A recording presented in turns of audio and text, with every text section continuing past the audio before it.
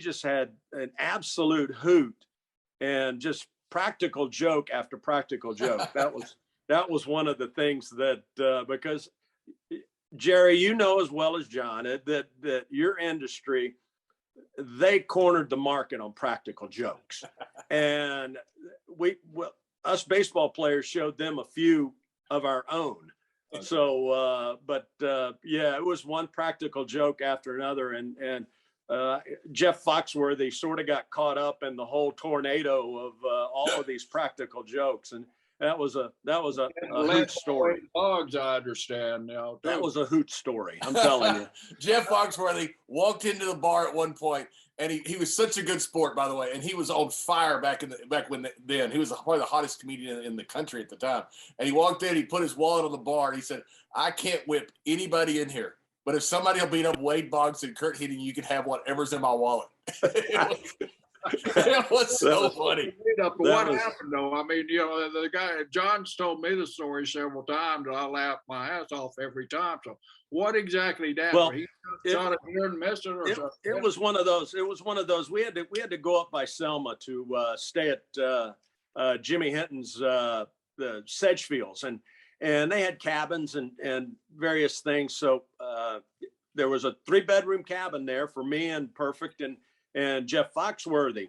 And Perfect had just come off of some knee surgery, so he was icing his knee and everything. And after the hunt, climbing down out of the tree stand. So we're sitting in the living room, and Kurt goes over to the refrigerator and gets a baggie and starts filling it up with ice. And I said, "What in the hell are you doing?" And he says, "Oh, I'm gonna ice my knee." I said, "Oh my gosh, are you kidding me?" I said, "Oh, does her knee hurt?" And so I'm going like this. So I'm saying, "Hey, we can get Foxworthy. Why don't we just pretend that a battle royal starts, and we'll just act like you're mad at me, I'm mad at you, and let's see how far it goes." Well, it went a little too far. We started breaking plates over each other, and he chest slapped me, and Kurt had the best chest slap on the planet. Yeah. And he'd knock me into next week, and I'd chest slam him, and Foxworthy was just absolutely going bonkers. He said, "Would you guys please stop?" He says, "I don't have a lot of money, but I'll give you anything just to stop."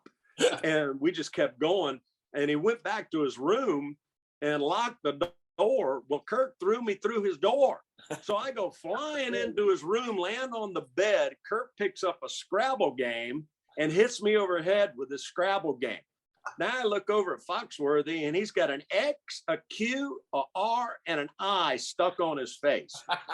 So I'm sitting there laughing so dadgum hard that we both look at Foxworthy and go, "We got you." So the next night was the banquet, and Foxworthy he says, "You might be a redneck if you go hunting with Boggs and Perfect and a battle royal breaks out." And he was telling all of these redneck jokes, and every one of them had something to do with me and Perfect. And it was just one of those moments that just escalated and escalated, and Foxworthy was caught in this whole tornado of a storm. And so we went back the next year, and Foxworthy was there again. So, well, he was staying at the lodge this time. We didn't have to go to Sedgefields or anything like that. He was staying at the lodge. So about 3:30, 4 o'clock in the morning, Perfect picks his lock on his door and fire extinguishers him. Remember that, John? Oh, absolutely. Yeah, absolutely. And Foxworthy comes out, and he looks like the Marshmallow Man. He's all white. He's got the fire extinguisher all over him. His room you can't see in his room because of the fire extinguisher went off. And Foxworthy comes out and says, "If I can find a gun, I'm going to shoot Boggs and him." and everybody goes, "Hide your guns, hide your guns. Foxworthy's on the loose." And people started waking up, and they'd open their door and look at Foxworthy, and he's just this white ghost walking up and down the hallways. But we just we just tore into him, and it was just so much fun, and everybody got a big hoot out of it. Hey, Jerry, you got to understand, there was Aaron Tippin was there, John Anderson, Chipper Jones was there one year, all the wrestlers. I mean, one of the Mandrell sisters. The stories in the bar were legendary. I mean, it was a really good time.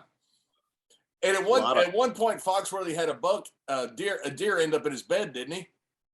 Oh yeah, we took the deer heads off the wall. Oh yeah. We took the deer heads off the wall and filled up his room with all the deer heads. So, and then we locked the door from the outside. And then in the morning, he's trying to open the door. Well, the guy that owned the lodge comes out and he goes, "Where in the heck's all the deer heads?" I said, "I don't know. I think Foxworthy's trying to steal them." So he goes and opens up Foxworthy's door, and there's probably 10 or 12 deer heads in his room. And hey, Jerry, and one of the best parts was, Foxworthy was the hottest guy in the country at the time. He was on fire. And so they gave him like the prime locations and stuff, every time. He had shot a deer and he couldn't find it. It was right at night. There was a little bit of rain. They had dogs. They're trying to, but I don't think they ever found it. So when he comes back, all those dead bucks are in his room. And one of them had a note on it said, "If you're looking for a dead buck, that's what it looks like." That was from Kurt. That's when Foxworthy walked into the bar and put his wallet on the bar and said, "I'll give whatever's in my wallet for somebody to beat up Wade Boggs and Kurt Hennig." No, we had so much fun.